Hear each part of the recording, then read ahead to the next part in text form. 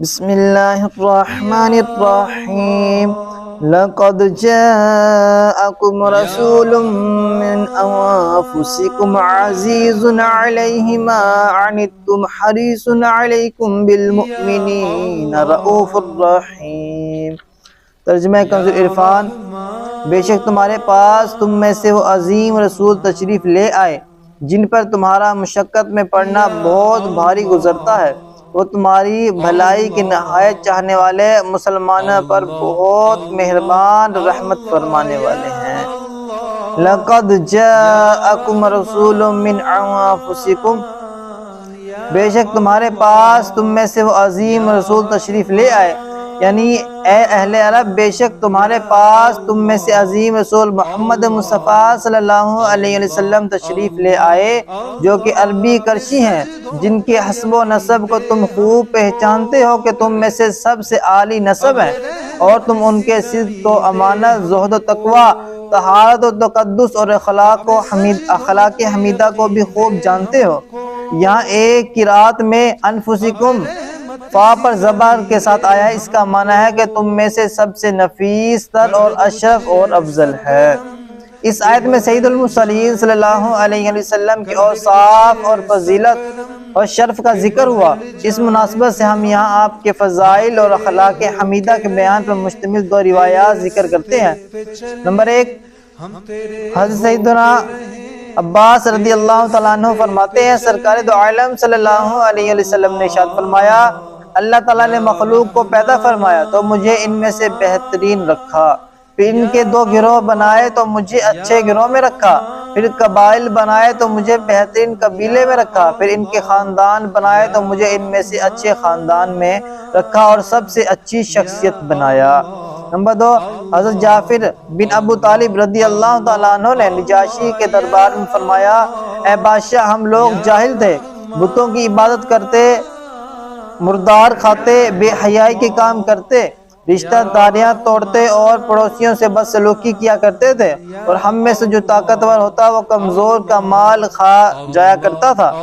ہمارا یہی حال تھا کہ اللہ تعالیٰ نے ہم میں سے ایک رسول ہماری طرف بھیج دیا جن کے نسب و صداقت، امانت اور پاک دامنی کو ہم پہچانتے تھے۔ انہوں نے ہمیں دعوت دی کہ ہم اللہ تعالیٰ کو ایک مانیں اور صرف اسی کی عبادت کریں، اور ہم اور ہمارے آباء و اجداد جن پتھروں اور بتوں کی پوجا کرتے تھے انہیں چھوڑ دیں۔ انہوں نے ہمیں سچ بولنے، امانت داری اور پاکیزگی اختیار کرنے، رشتہ داروں سے نیک سلوک کرنے، پڑوسیوں کے ساتھ حسن سلوک کرنے، حرام کام اور خون ریزیاں چھوڑ دینے کا حکم دیا۔ ہمیں بے حیائی کے کام کرنے، جھوٹ بولنے، یتیم کا مال کھانے اور پاک دامن عورت پر زنا کی تہمت لگانے سے منع کیا، اور ہمیں حکم دیا کہ ہم صرف اللہ تعالیٰ کی عبادت کریں اور اس کے ساتھ کسی کو شریک نہ ٹھہرائیں، نماز پڑھیں، روزہ رکھیں اور زکوٰۃ ادا کریں۔ پھر ہم نے ان کی تصدیق کی، ان پر ایمان لے آئے اور جو دین وہ لے کر آئے ہم نے اس کی پیروی کی۔ اس آیت کریمہ میں سید المرسلین صلی اللہ علیہ وسلم کی تشریف آوری یعنی آپ کے میلاد مبارک کا بیان ہے۔ ترمذی کی حدیث سے بھی ثابت ہوا کہ رسول اللہ صلی اللہ علیہ وسلم نے اپنی پیدائش کا بیان قیام کر کے فرمایا۔ اس سے معلوم ہوا کہ محفل میلاد مبارک کی اصل قرآن و حدیث سے ثابت ہے۔ حضرت ابوبکر بن محمد رحمۃ اللہ علیہ فرماتے ہیں کہ میں حضرت ابوبکر بن مجاہد رحمۃ اللہ علیہ کے پاس بیٹھا ہوا تھا کہ حضرت ابوبکر شبلی رحمۃ اللہ علیہ تشریف لائے۔ حضرت ابوبکر بن مجاہد رحمۃ اللہ علیہ کھڑے ہوئے ان سے موافقہ کیا اور ان کی آنکھوں کے درمیان بوسہ دیا۔ میں نے عرض کیا، سیدی، آپ حضرت شبلی رحمۃ اللہ علیہ کی اس قدر تعظیم کر رہے ہیں، حالانکہ ان کے بارے میں آپ کی اور تمام اہل بغداد کی رائے یہ ہے کہ یہ دیوانہ ہے۔ حضرت ابوبکر بن مجاہد رحمۃ اللہ علیہ نے فرمایا، میں نے ان کے ساتھ اسی طرح کیا ہے جس طرح میں نے رسول اللہ صلی اللہ علیہ وسلم کو اس کے ساتھ کرتے ہوئے دیکھا ہے۔ میں نے خواب میں رسول اکرم صلی اللہ علیہ وسلم کی زیارت کی، پھر دیکھا کہ حضرت شبلی رحمۃ اللہ علیہ آ رہے ہیں۔ تاجدار رسالت صلی اللہ علیہ وسلم حضرت شبلی رحمۃ اللہ علیہ کے لیے کھڑے ہوئے اور ان کی آنکھوں کے درمیان بوسہ دیا۔ میں نے عرض کیا، رسول اللہ صلی اللہ علیہ وسلم، آپ شبلی کو اس قدر عزت دے رہے ہیں؟ ارشاد فرمایا، یہ نماز کے بعد پڑھتا ہے، لقد جاءکم رسول من انفسکم اور اس کے بعد مجھ پر درود پڑھتا ہے، اور ایک روایت میں ہے کہ یہ ہر فرض کے بعد یہ 2 آیتیں پڑھتا ہے، اس کے بعد مجھ پر درود پڑھتا ہے اور 3 مرتبہ اس طرح پڑھتا ہے، صلی اللہ علیہ یا محمد۔ بسم اللہ الرحمن الرحیم، عزیز علیہ ما عنتم، جن پر تمہارا مشقت میں پڑھنا بہت بھاری گزرتا ہے، یعنی تمہارا مشقت میں پڑھنا ان پر بہت بھاری گزرتا ہے، اور مشقتوں کو دور کرنے میں سب سے اہم اللہ تعالیٰ کے عذاب کی مشقت کو دور کرنا ہے، اور نبی کریم صلی اللہ علیہ وسلم اسی مشقت کو دور کرنے کے لیے بھیجے گئے ہیں، اور فرمایا حریص علیکم، یعنی وہ دنیا آخرت میں تمہیں بھلائیاں پہنچانے پر حریص ہیں۔ اس سے معلوم ہوا کہ اور لوگ تو اپنی اور اپنی اولاد کی بھلائی کے حریص ہوتے ہیں، مگر یہ رسول رحمت صلی اللہ علیہ وسلم اپنی امت کی بھلائی اور ان کی خیر خواہی پر حریص ہیں۔ اب امت پر ان کی حرص اور شفقت کی جھلک ملاحظہ ہو۔ حضرت زید بن خالد رضی اللہ تعالیٰ عنہ سے روایت ہے، حضور نور صلی اللہ علیہ وسلم نے ارشاد فرمایا، اگر مجھے اپنی امت پر دشوار نہ ہوتا تو میں انہیں ہر نماز کے وقت مسواک کرنے کا حکم دیتا اور عشاء کی نماز کو تہائی رات تک مؤخر کر دیتا۔ مسلم شریف کی حدیث میں ہے کہ سرکار دو عالم صلی اللہ علیہ وسلم نے خطبہ میں حج فرض ہونے کا بیان فرمایا۔ اس پر ایک شخص نے کہا، کیا ہر سال فرض ہے؟ نبی کریم صلی اللہ علیہ وسلم نے سکوت فرمایا۔ سائل نے سوال کی تکرار کی تو ارشاد فرمایا کہ جو میں بیان نہ کروں اس کے در پہ نہ ہو، اگر میں ہاں کہہ دیتا تو ہر سال حج کرنا فرض ہو جاتا اور تم نہ کر سکتے۔ صحیح مسلم میں ہی حضرت ابی بن کعب رضی اللہ تعالیٰ عنہ سے روایت ہے کہ حضور نور صلی اللہ علیہ وسلم نے ارشاد فرمایا، اللہ تعالیٰ نے مجھے 3 سوال عطا فرمائے، میں نے 2 بار دنیا میں عرض کر لی، اللہم اغفر لی امتی، اللہم اغفر لی امتی، اے اللہ میری امت کی مغفرت فرما، اے اللہ میری امت کی مغفرت فرما۔ اور فرماتے ہیں، اور تیسری عرض اس دن کے لیے اٹھا رکھی ہے جس میں مخلوق الہی میری طرف نیاز مند ہوگی، یہاں تک کہ اللہ تعالیٰ کے خلیل حضرت ابراہیم علیہ السلام بھی میرے نیاز مند ہوں گے۔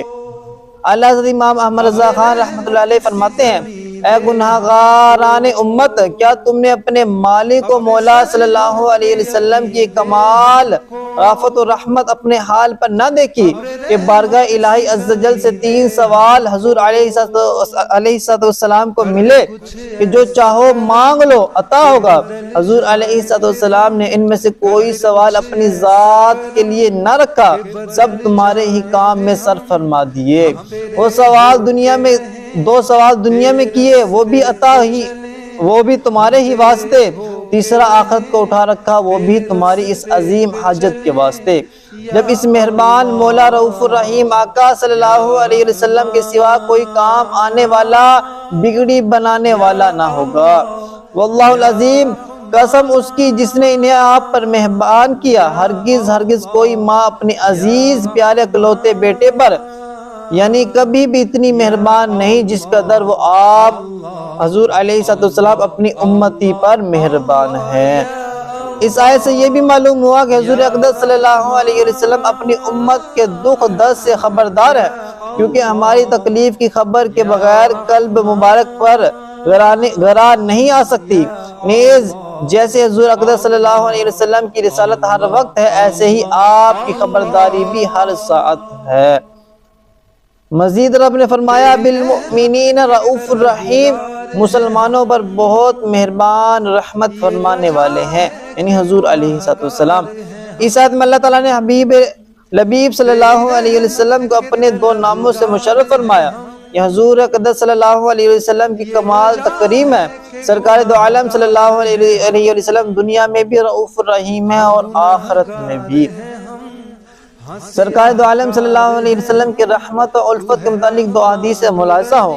حضرت عبداللہ بن عمر بن عاص رضی اللہ تعالیٰ عنہ فرماتے ہیں کہ رسول کریم صلی اللہ علیہ وسلم نے قرآن پاک میں سے حضرت ابراہیم علیہ السلام کے اس قول کی تلاوت فرمائی، اے میرے رب، بے شک بتوں نے بہت سے لوگوں کو گمراہ کر دیا، تو جو میرے پیچھے چلے تو بے شک وہ مجھ سے تعلق رکھنے والا ہے، اور جو میری نافرمانی کرے تو بے شک تو بخشنے والا مہربان ہے۔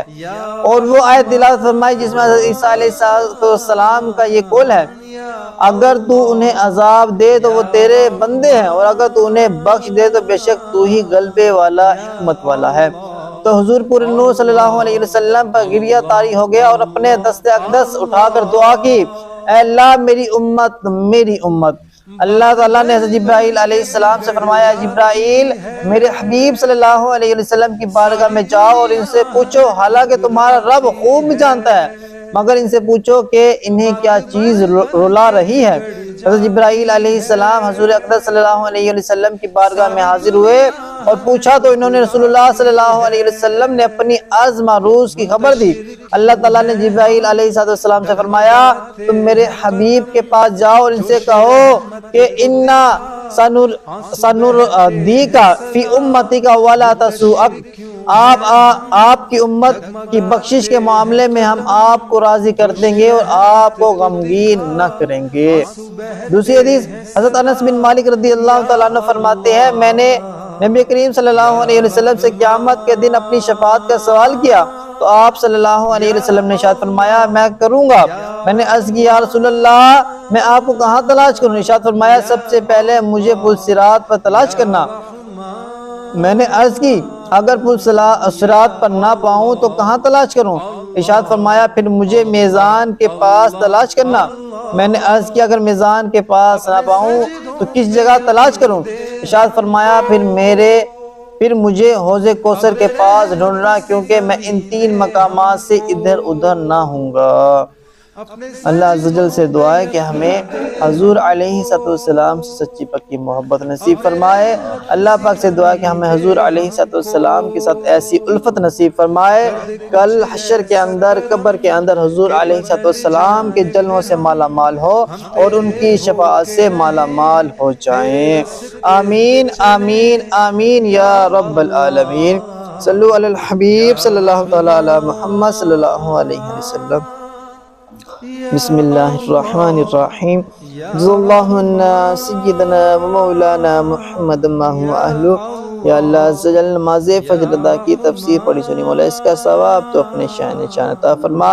مولا حضور علیہ السلام کے وسیلہ جلیلہ سے مولا ہمارے والدین کے ساتھی کرام کی پیر اور مرشد کی بے حساب کامل مغفرت فرما۔